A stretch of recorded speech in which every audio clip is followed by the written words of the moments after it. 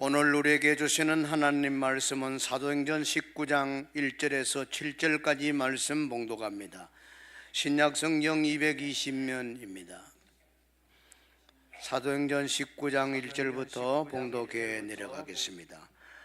아볼로가 고린도에 있을 때에 바울이 윗지방으로 다녀 에베소에 와서 어떤 제자들을 만나 이르되 너희가 믿을 때에 성령을 받았느냐? 이르되 아니라 우리는 성령이 계심도 듣지 못하였노라. 바울이 이르되 그러면 너희가 무슨 세례를 받았느냐? 대답하되 요한의 세례니라. 바울이 이르되 요한이 회개의 세례를 베풀며 백성에게 말하되 내 뒤에 오시는 이를 믿으라 하였으니 이는 곧 예수라 하거늘 그들이 듣고 주 예수의 이름으로 세례를 받으니 바울이 그들에게 안수하며 성령이 그들에게 임하심으로 방언도 하고 예언도 하니 모두 12사람쯤 되더라. 아멘. 믿을 때에 성령을 받았느냐라는 제목으로 은혜를 나누겠습니다. 성령님은 보혜사로 항상 우리 곁에 늘 계십니다. 그 성령님께서 처음 우리가 믿음을 갖도록 인도하셨고 또 말씀 들으면은 그 말씀을 잘 깨닫도록 도와줘서 거듭나게도 하시고 또 성도 간에 서로 화목하게 연결해 주는 분도 성령님이세요. 그리고 우리가 잠자는 순간에도 성령님은 항상 내 안에 내주해 계시고 또 말씀을 통해 계속 우리가 은혜 생활하고 예수님을 닮아가게 하는 일을 전부가 누가 하세요? 성령님이 하세요. 너무 좋은 분이죠. 우리에게 능력을 주어가지고 복음 전하는 증인으로도 사용하십니다. 변화되는 베드로의 모습을 한번 생각해 보세요. 신기하지 않습니까? 예수님 십자가 달리기 전에 신문 받을 때 3번이나 예수 모른다고 했던 그 베드로가 어떻게 그렇게 충만하게 능력 있는 사람 됩니까? 담대하고 용기 백배하고 오순절날 성령 받고 변화된 줄로 믿습니다. 베드로에게 성령을 빼버리면 남는 게 없어요. 베드로가 그렇게 해서 성령 충만해서 오순절기를 지키러 온 사람에게 설교를 하니까 모두가 양심의 찔림을 받고 형제여 어찌할꼬 그날 회개하고 세례받은 사람이 3,000명이 됐어요. 성령 받게 됐어요. 또 성전에 올라가다 안전병을 일으킵니다. 그 불타는 열정 가지고 로마까지 가지고 복음 전하다가 네로 황제 시대에 붙들려서 거꾸로 십자가에 순교까지 합니다. 여러분, 베드로의 이 변화된 모습, 능력의 모습은 성령이 함께하지 않으면 일어날 수가 없는 일입니다. 그리고 200년 전에 세계를 떠들썩하게 만들었던 사람, 성령의 사람 드와이트 무디라는 사람입니다. 무디는 가난한 집에 배우지도 못해가지고 평범한 구두 수선공으로 일하다가 전도받고 예수 믿게 됐는데 얼마나 교회 나가서 뜨거운 성령의 역사를 체험하게 되는지. 그는 초기 사역을 할 때 이런 고백을 했어요. 나는 처음 열심은 있었지만은 능력이 없었습니다. 그런데 그 이후에 시카고에 2 자매가 무디가 성령 충만 받도록 기도해주고 기도해줬습니다. 본인도 사모했습니다. 어느 날 기도하는 가운데 성령의 불이 임했습니다. 강력한 역사가 일어났어요. 무디가 다른 사람이 됐습니다. 무디가 서면은 수천 명이 몰려오고 수만 명이 몰려오고 어마어마한 사람들이 무디 설교 듣고 변화된 줄로 여러분 믿으시기를 바랍니다. 그의 설교의 능력은요 말에 있는 것이 아니고 성령의 능력이 있었던 것입니다.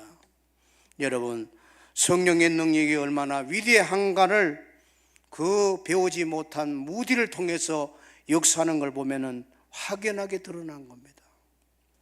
성령은 우리가 어떻게 받는지를, 어떻게 성령 받아야 수임 받는지를, 믿음 생활을 잘하게 되는지를 오늘 본문을 통해서 알게 됩니다. 바울이 3차 선교가 시작되었을 때입니다. 안디옥에서 고린도로 들렀다가 윗지방, 오늘 1절에 나오는데 그 윗지방은 갈라디아, 부르기아를 거쳐서 에베소 교회에 도착을 하는 겁니다. 2차 때에 에베소 교회에 가겠다고 약속을 했기 때문에 3차 선교에 에베소에 도착한 겁니다. 그런데 에베소에 2차 때와는 다른 3차 선교했을 때에 그 에베소 교회에 몇 명의 제자들을 만났는데 그 사람들을 이래 보니까 그 예배드리는 모습이나 말씀을 삼하는 모습에서 뭔가 부족함이 있었어요. 성령이 없는 것 같아요.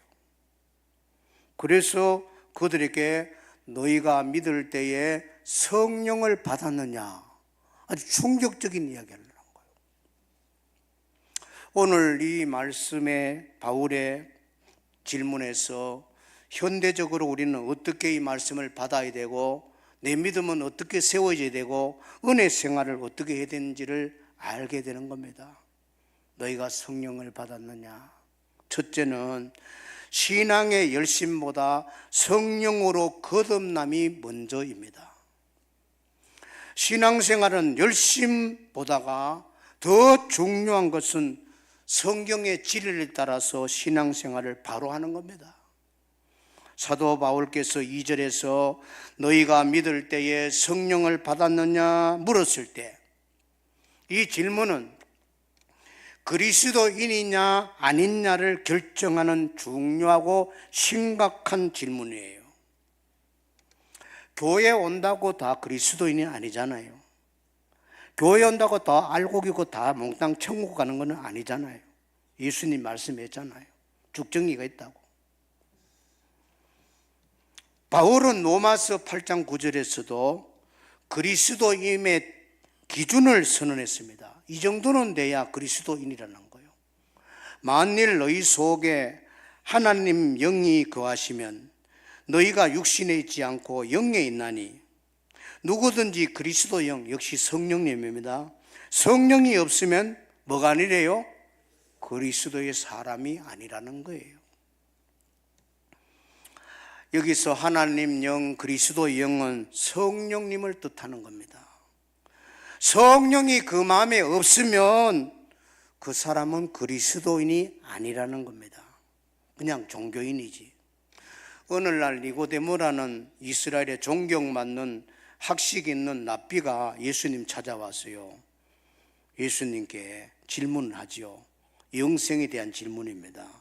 그때 예수님이 대뜸 하시는 말씀이 니고데모야, 네가 거듭나야 되느니라.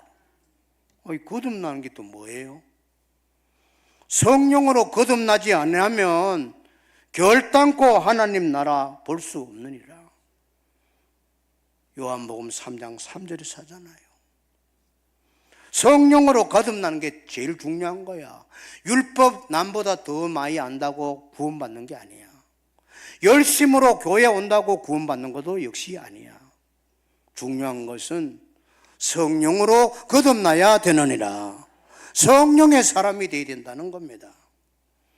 자, 에베소 교회에 몇 사람을 바울이 만났는데 이 사람들은 성령으로 거듭나지도 않았고 그러니까 구원의 확신이 없는 거예요. 여러분 구원받았습니까? 물으면 확신하게 말하는 사람이 있고 구원요? 이렇게 어정쩡하게 말하는 사람도 있을 수 있죠. 그런 사람들은 내가 정말 성령 받고 신앙생활하나, 성령 받고 내가 교회 다니나 자기 자신을 먼저 점검해야 됩니다. 성령 받는 것이 중요하기 때문에 바울은 에베소의 그 자칭 제자라고 하는 사람들에게 너희가 믿을 때에 성령을 받았느냐? 중요한 질문입니다. 오늘 우리에게 주는 질문이에요. 한번 따라 합시다. 너희가 믿을 때에 성령님을 받았느냐? 성령을 도대체 모셨느냐 이 말이에요. 바울이 12사람 되는 에베소의 이 사람들 보니까 대화 속에 뭔가 이상한 걸 발견했습니다. 거듭나지 못한 그리스도인처럼 보였어요. 거듭나지 못한 사람은 바울이 딱 보면 알 거 아닙니까? 저도 목사이기 때문에 신학을 하고 수십 년간 목회하고 많은 교인들을 접촉하는 가운데 보면 분명히 거듭난 사람이 있죠. 그런데 어떤 분은 거듭났나, 저분이 거듭 안 났나 아리송해요. 거듭난 증거가 별로 안 나타나. 찬송할 때 입을 안 열어요. 얼굴에 뭔가 기쁨이 없어. 말씀 들을 때 뭔가 하나님이 살아계시는구나, 이런 감격 속에서 말씀을 듣는 게 아니에요. 그래도 교회도 주일날 자주 빠져요. 아무렇지도 않은 것 같아요.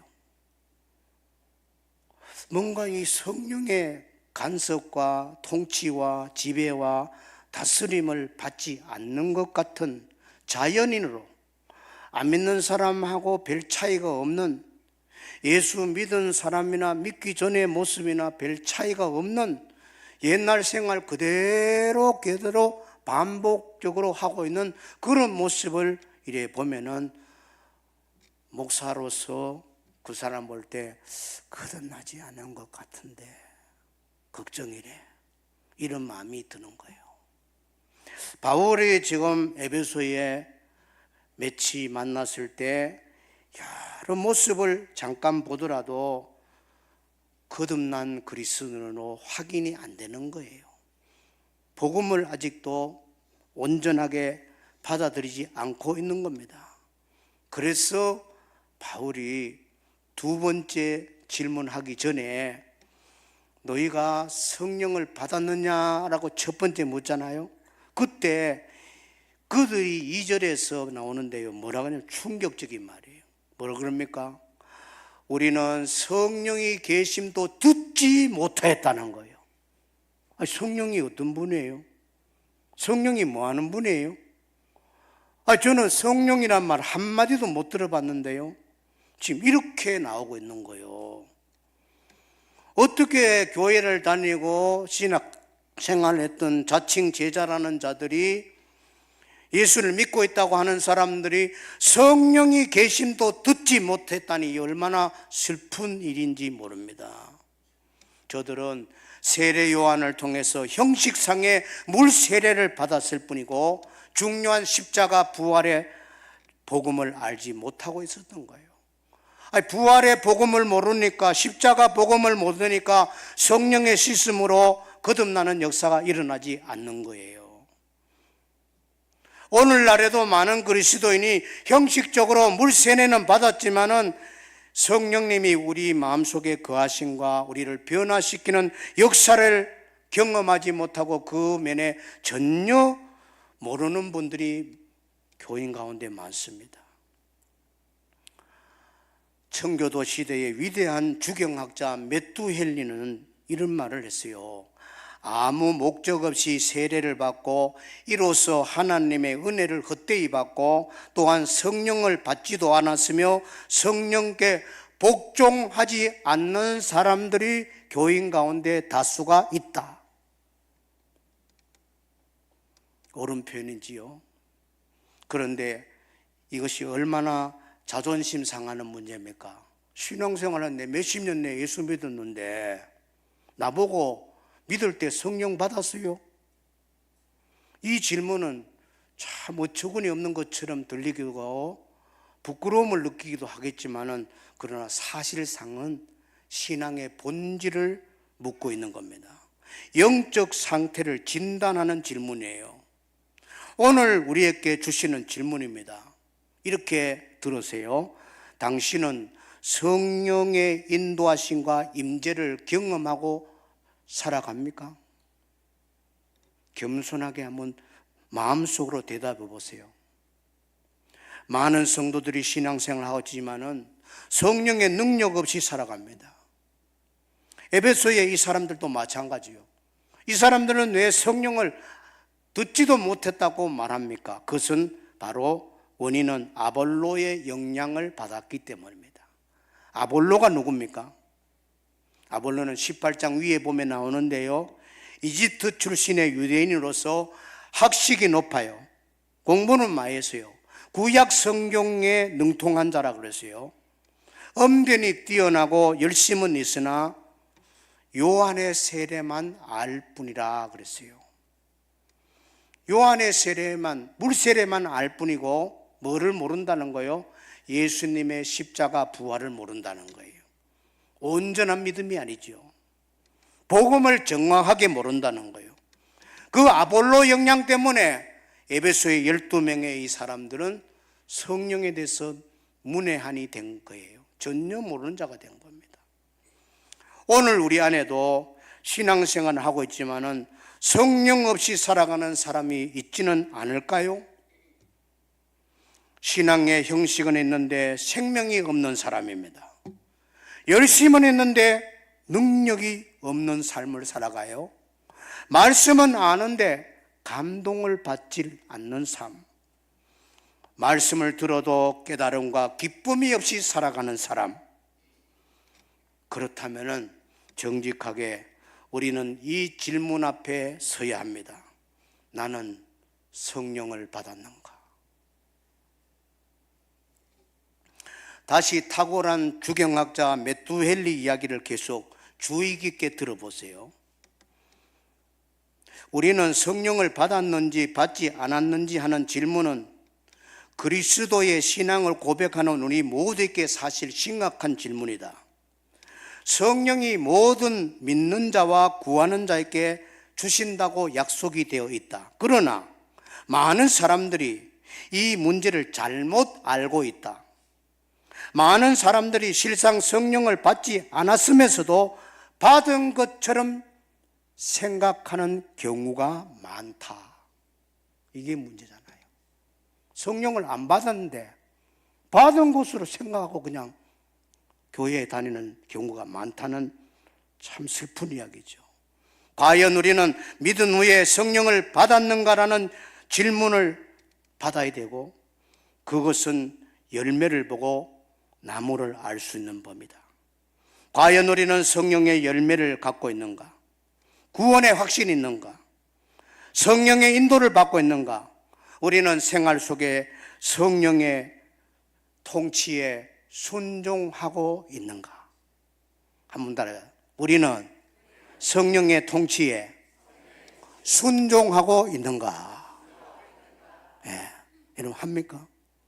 쉽게 말하면 오늘 내가 주일 가려고 그러는데 예배드리러 가야 되는데 친한 친구가 다 곧바로 오늘 주일 한번 빼래. 빼고 오늘 이 모임에 오래. 그러면 기도해야 될 거 아니에요. 성령님, 참 모처럼 내 친구가 오늘 주일 예배 빼고 귀한 자리에 점심 식사를 같이 하자 그러는데 성령님 어떻게 할까요? 물어보긴 합니까? 물어보긴 하냐고. 어떤 분은 아예 물어보지도 않아요. 그냥 오케이 하고 가버린다 이게. 그러면 성령의 지배를 받는 거요, 자기 육정으로 살아가는 거예요. 육정으로 살아가는 거예요. 성령의 사람이 아니에요. 다음 기회에 또 그런 기회가 오면 또 갑니다. 또 갑니다. 성령의 사람이 아니죠. 성령의 인도를 받는 사람이 아니에요. 성령의 인도를 받지 않고 성령의 가르침을 내가 거역했다면 마음이 아파야 정상입니까? 태어나야 정상입니까? 아파야지요.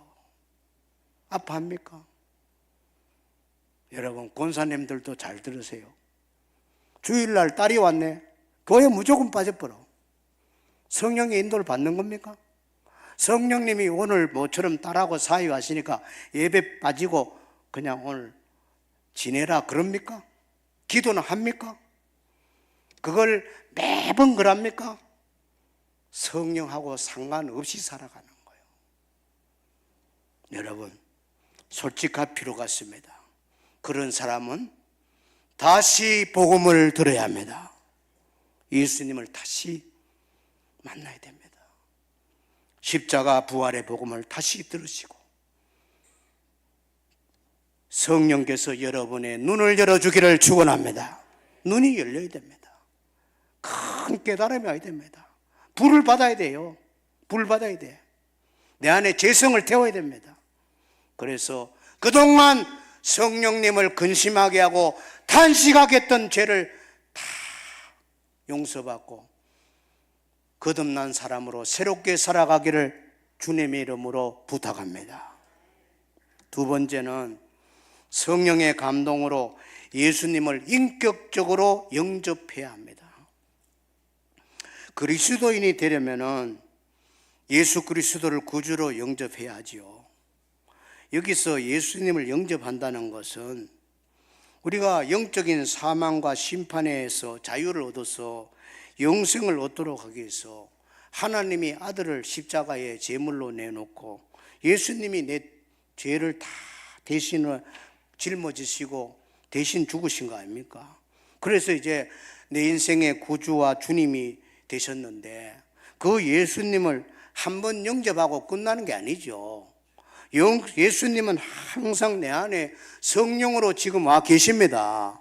그래서 그 예수님을 인격적으로 영접하라는 건요, 매 순간순간마다 여러분 삶의 말에서 행동에서 예수님이 여러분 삶의 주인이 되시기를 바랍니다. 내가 주인이 아니고 예수님이 주인 되는 거예요.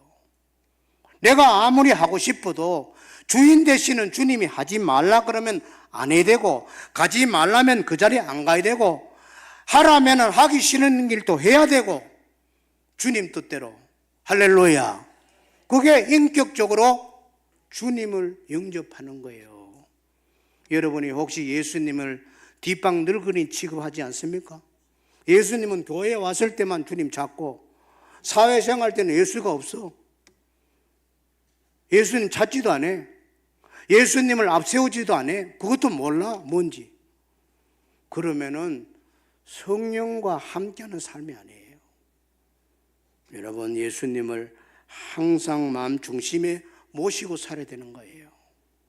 바울이 에베소 교회 성도들에게 너희 그러면은 성령을 잘 모르면은 너희가 세례는 어떻게 받았느냐 그러잖아요. 세례는 어떻게 받았냐 할 때에 그들이 뭐라 그럽니까? 4절 보세요. 요한이 회개의 세례를 베풀매 그랬잖아요. 그러니까 요한의 세례를 받았다는 거예요. 자, 세례 요한을 말합니다. 세례 요한이 요단강에서 말씀을 전하고 회개하라 천국이 가까우니라 하면서 세례를 줬잖아요. 세례 요한의 그것은 물세례입니다. 물세례는 따라하세요. 물세례는 죄를 깨닫게 하는 것이고 구원을 주지는 않습니다. 제가 물세례 주잖아요. 성부, 성자, 성령으로 물세례를 주지만 회개시키는 거지. 하나님으로, 하나님 자녀로 살겠다는 걸 공식적으로 선언하게 하는 거고, 제가 물세례 준다고 그 사람이 구원을 확정됐다고 말할 수는 없어요. 물세례보다 더 중요한 예수님이 주는 무슨 세례? 성령 불세례를 받아야 돼요. 성령 세례, 불세례 같은 말입니다. 잘 정리하셔야 돼요. 물세례는 회개시키는 세례고, 예수님이 주는 성령의 세례, 불세례는 구원을 주는 세례입니다. 거듭나게 하는 거예요. 할렐루야.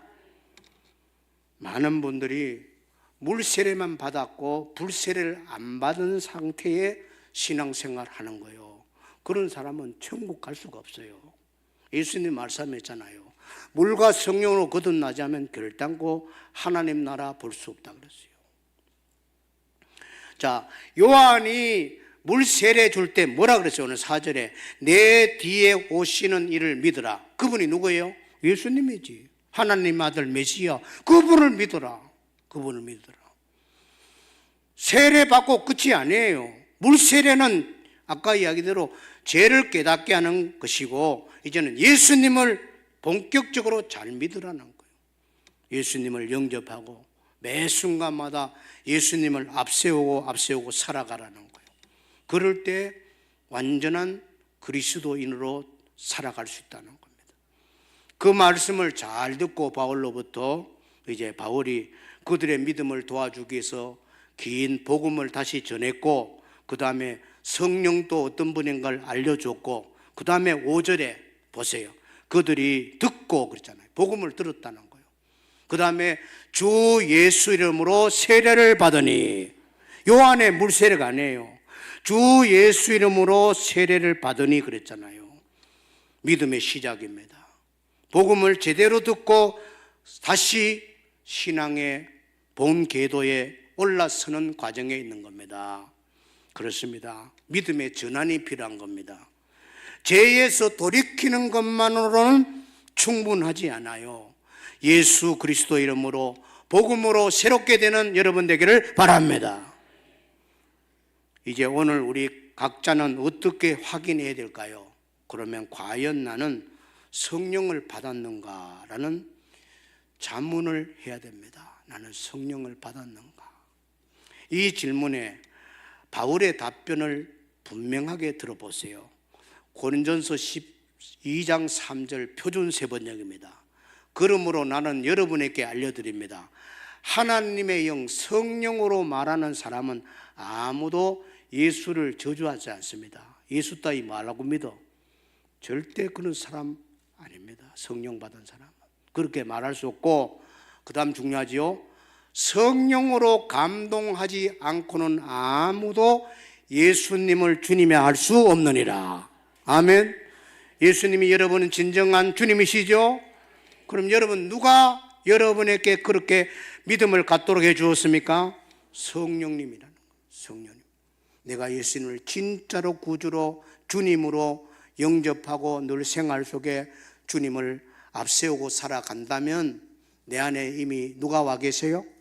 성령님이 와 계세요. 성령님이.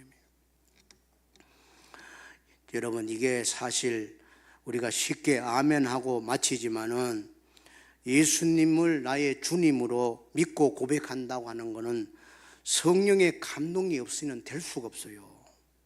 사실 예수님을 나의 주님이라고 고백하는 것보다 더 어려운 고백이 없습니다.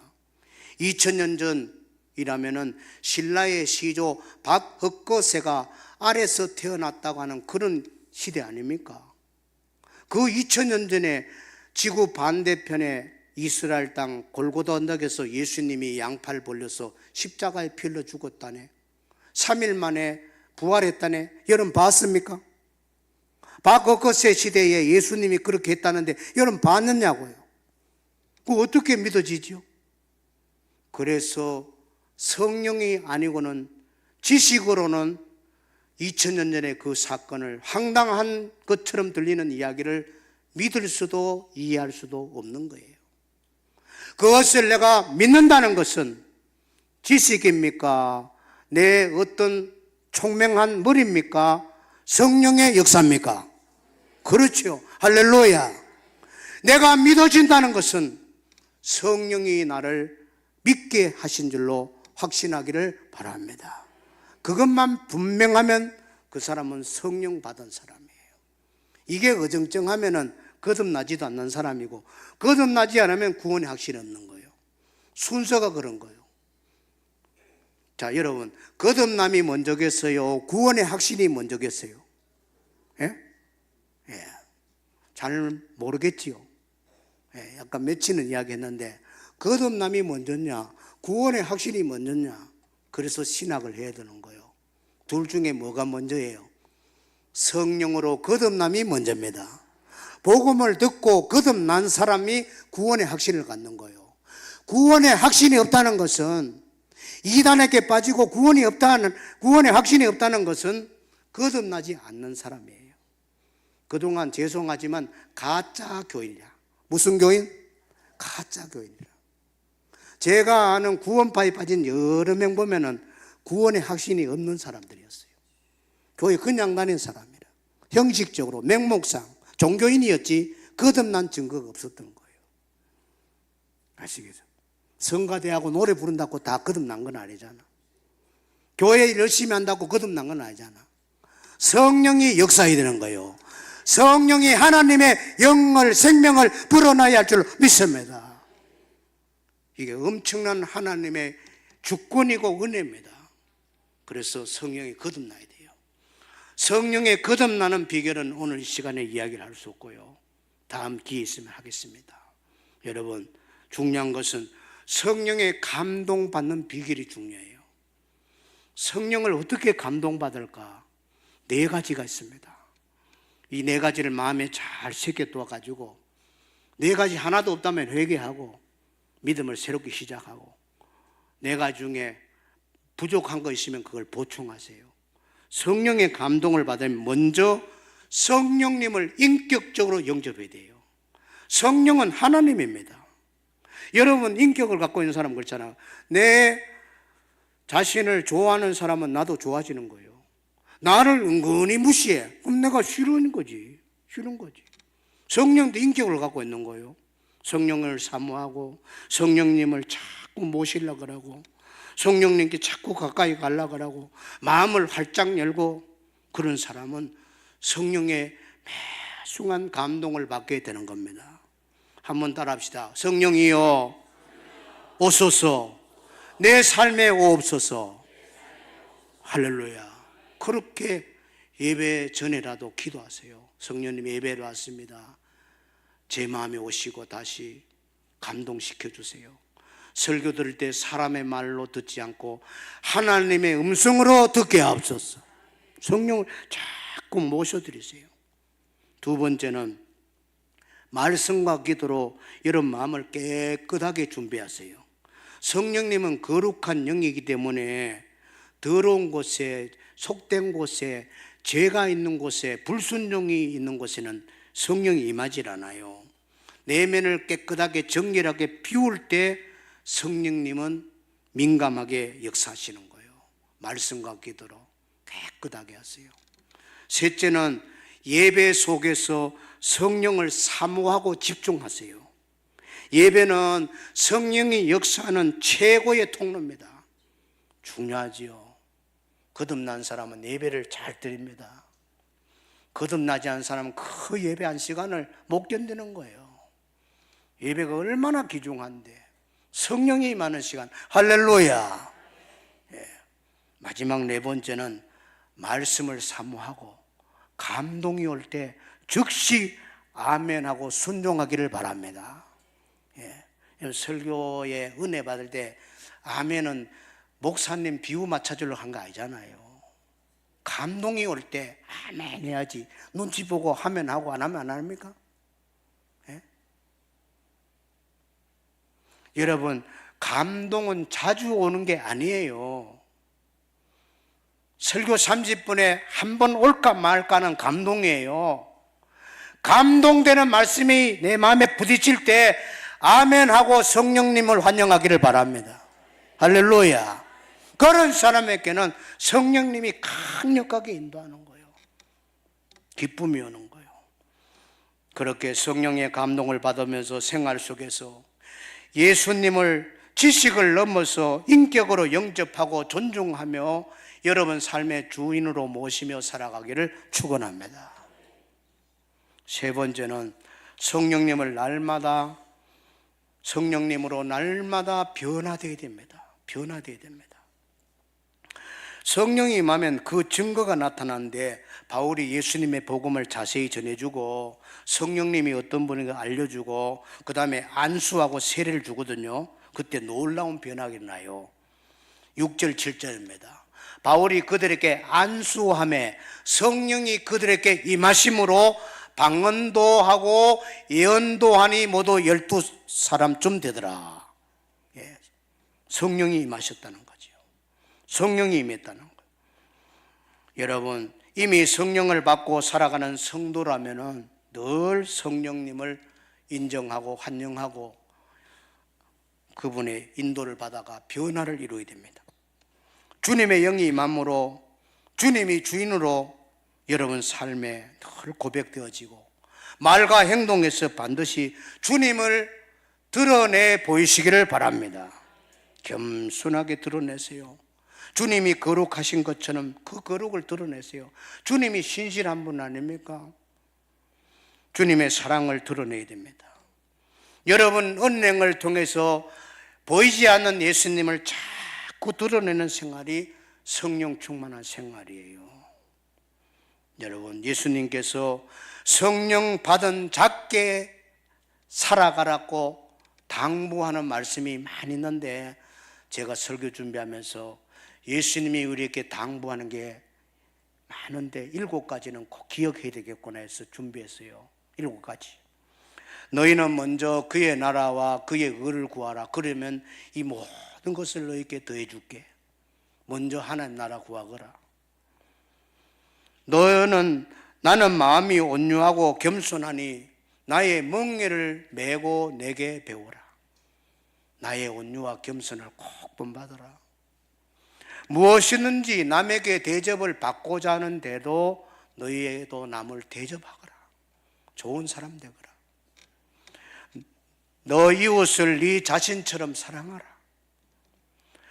오직 너희를 부르신 거룩한 이처럼 너희도 모든 행실에 거룩한 자가 되라. 오직 성령으로 충만함을 받으라. 마지막입니다.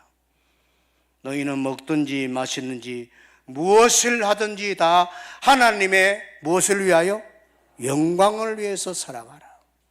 여러분, 이 7마디 중요한 예수님의 당부는 모두가 명령형입니다. 명령은 하라는 말씀이에요. 여러분, 이 귀한 말씀을 우리가 지키면서 성령 받은 자답게 살려면 가만히 있으면 저절로 됩니까? 내가 사모하고 노력을 해야 됩니까? 그렇죠. 사모하고 노력을 해야죠. 저절로 되는 게 아니에요. 늘 여러분 자신을 쳐서 복종시키고 예수 그리스도의 명령에 순종하며 살아가기를 바랍니다. 오늘 한국 교회가 세상을 살리는 소금과 빛의 역할을 감당하지 못하고 있고 자정 능력을 상실했다고 합니다. 스스로 어떻게 해볼 방법이 없는 상태가 됐다 그러지요. 왜 그럴까요? 중요한 순교자 본헤퍼가 지적한 말씀이 우리를 찌릅니다. 사구려 은혜를 받고 신앙생활을 적당하게 하고 있다는 거예요. 사구려 은혜는 뭘 말합니까? 사구려 은혜는 순종 없이 제3을 말하는 복음이고 가짜지요. 십자가 없는 용서를 남발하지요.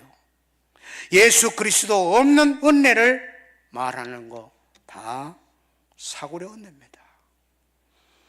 예수 그리스도 십자가는 우리에게 공짜지만은 하나님에게는 아들을 십자가에 매달아 죽게 하는 엄청난 희생이 있었던 거예요.